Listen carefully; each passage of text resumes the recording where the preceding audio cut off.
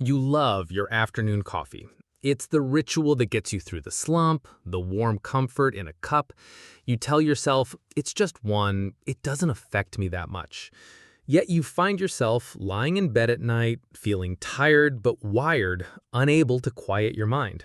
If you've ever felt this frustrating disconnect between your love for coffee and your desperate need for sleep, you are not imagining it. There's a hidden battle happening inside your body long after that last sip.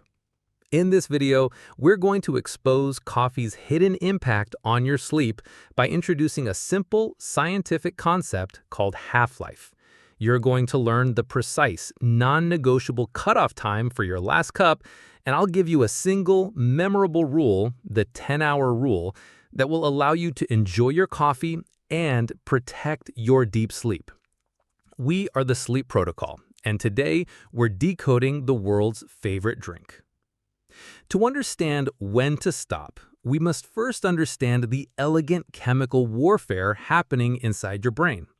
Throughout the day, as your neurons fire and consume energy, they leave behind a byproduct called adenosine.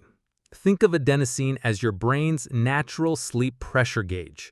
As it gradually accumulates, it binds to specific receptors in your brain, slowing down neural activity and inducing that feeling of drowsiness. It's the primary chemical signal that tells your brain it's time to rest. Now, enter caffeine.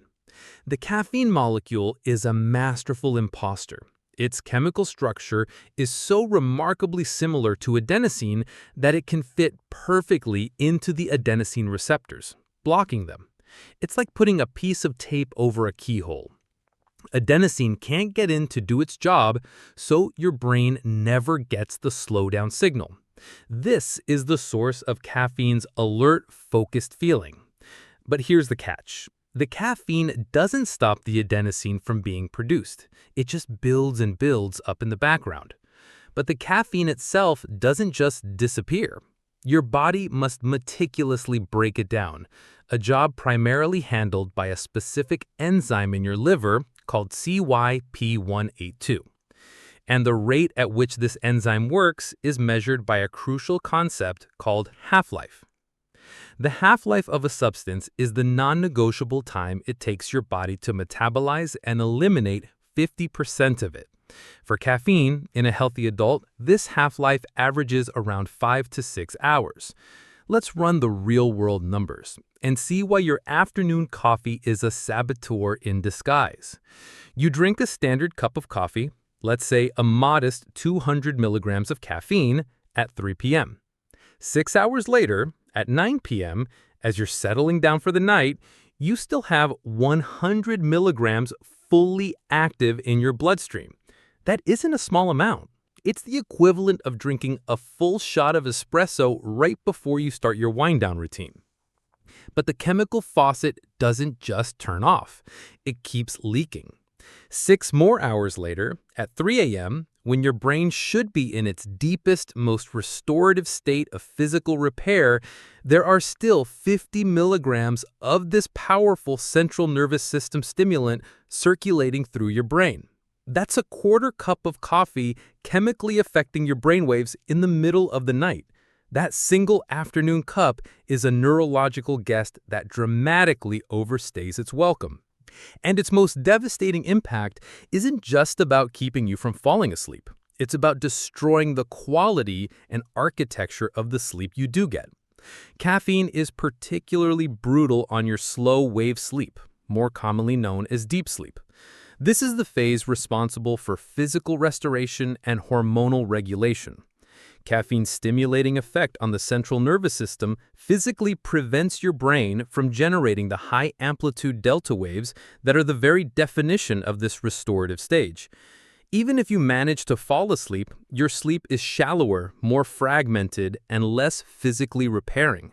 The lack of proper deep sleep is why you can technically sleep for a full 8 hours, yet wake up feeling physically unrestored, sore, and with a weakened immune system. You slept, but you did not rebuild. So what is the protocol? How do we establish a safe cutoff that respects this biochemistry? The simplest and most scientifically defensible guideline is the 10-hour rule.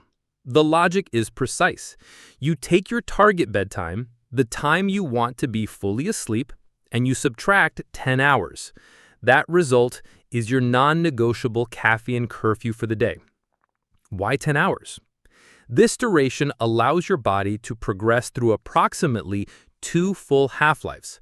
This eliminates roughly 75% of the caffeine, leaving the remaining 25% at a low enough threshold that it's unlikely to significantly disrupt your sleep architecture, particularly your precious deep sleep.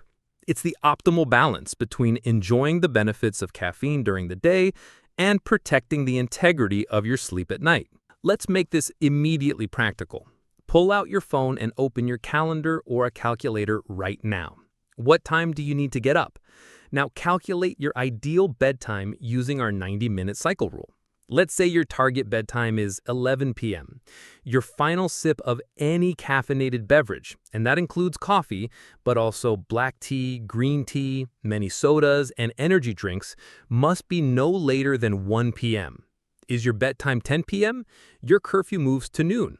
It's a simple, non-negotiable boundary. And be aware of hidden sources of caffeine, like dark chocolate, and even some pain relievers that can still contribute to your total load. Now, some of you are probably thinking, but I'm different. I have a coffee after dinner and sleep like a baby. There are, in fact, genetic differences in how we metabolize caffeine, primarily dictated by that CYP1A2 liver enzyme. Some people are fast metabolizers, while others are slow metabolizers. But here is the critical point. Even if you are a fast metabolizer and you can fall asleep, studies show the stimulant is still disrupting the quality and depth of your sleep architecture. The question isn't, can you fall asleep? The question is, can you achieve optimal, restorative sleep? For the vast majority of the population, adhering to the 10-hour rule is the safest bet to guarantee that the answer is yes. And what about decaf? Be aware, decaffeinated does not mean caffeine-free. A cup of decaf can still contain anywhere from 2 to 15 milligrams of caffeine.